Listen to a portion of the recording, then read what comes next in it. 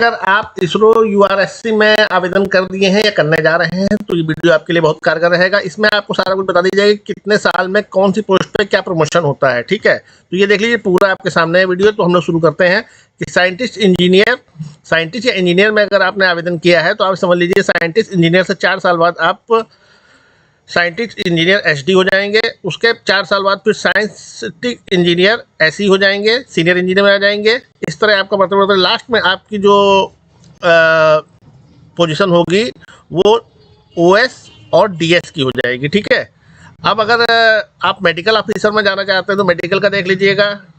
वही technical attendant B में अगर आपने आवेदन किया है तो आप टेक्निकल अटेंडेंट बी में जैसे जाएंगे तो 6 साल बाद आप सीनियर टेक्निकल अटेंडेंट बन जाएंगे।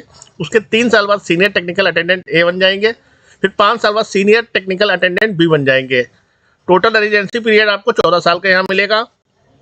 वहीं पर नर्सिंग अटेंडेंट में अगर आप जाएंगे तो नर्सिंग अटेंडेंट बी पे आपकी पोस्टिंग होती है पहली। उसके बाद 3 साल बाद आप सीनियर नर्सिंग अटेंडेंट ए, फिर 6 साल बाद सीनियर नर्सिंग अटेंडेंट बी और फिर 6 साल बाद मेडिकल अटेंडेंट डी, फिर 6 साल बाद मेडिकल अटेंडेंट ई बन जाएंगे। टोटल रेजिडेंसी पीरियड आपको 21 साल का मिलेगा यहाँ पे। अब लैब टेक्नीशियन का देख लीजिए। लैब टेक्नीशियन में ए में आपकी ज्वाइनिंग होगी तो 5 साल बाद आप लैब टेक्नीशियन बी बनेंगे। फिर 5 साल बाद आप लैब टेक्नीशियन सी बनेंगे। उसके 6 साल बाद सीनियर लैब टेक्नीशियन ए बनेंगे। उसके 6 साल बाद सीनियर लैब टेक्नीशियन बी बनेंगे। टोटल रेजिडेंसी पीरियड मिलेगा आपको 22 साल का। उसी तरह फार्मासिस्ट में ए में अगर आप जाएंगे तो इसका क्राइटेरिया फॉर प्रमोशन देख लीजिए।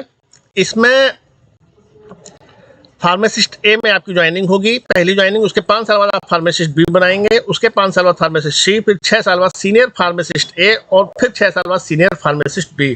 टोटल रेजिडेंसी पीरियड आपको मिलता है यहाँ 22 साल का। उसी तरह आप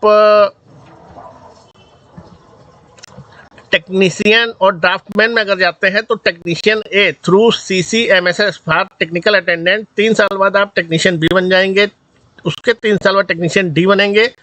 उसके 4 साल बाद टेक्नीशियन एफ, फिर 3 साल बाद टेक्नीशियन जी, उसके 4 साल बाद सीनियर टेक्नीशियन ए, फिर 5 साल बाद सीनियर टेक्नीशियन बी, फिर उसके 5 साल बाद जूनियर इंजीनियर में आ जाएंगे और फिर आपका लास्ट में आपको असिस्टेंट इंजीनियर बना दिया जाएगा। यानी टोटल रेजिडेंसी पीरियड आपको मिलेगा 32 साल का। ठीक है, उसी तरह साइंटिफिक और टेक्निकल असिस्टेंट की बात करें तो साइंटिफिक टेक्निकल असिस्टेंट में अगर आपकी ज्वाइनिंग होती है तो 4 साल बाद आप सीनियर साइंटिस्ट बनेंगे। उसके 5 साल बाद टेक्निकल ऑफिसर सी, उसके 5 साल बाद टेक्निकल ऑफिसर डी, उसके 6 साल बाद टेक्निकल ऑफिसर ई, उसके 6 साल बाद टेक्निकल ऑफिसर एफ और फिर 6 साल बाद टेक्निकल ऑफिसर एसजी बन जाएंगे।